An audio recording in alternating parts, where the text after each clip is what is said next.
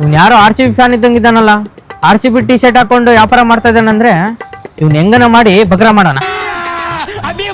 ಏನ್ ಬೇಕಣ್ಣ? ಅಣ್ಣ ನಾನ್ ಕೂಡ ಪಕ್ಕ RCB ಫ್ಯಾನ್ ಅಣ್ಣ. ಥ್ಯಾಂಕ್ ಯು ಬ್ರೋ, ತುಂಬಾ ಖುಷಿ ಆಯ್ತು ಅಣ್ಣ. ನಿಮ್ಗೆ ಏನ್ ಬೇಕಣ್ಣ ಕೊಡ್ತೀನಿ. ಅಣ್ಣ ನಾನು RCB ಫ್ಯಾನ್, ಫ್ರೀಯಾಗಿ ಕೊಡಲ್ಲ.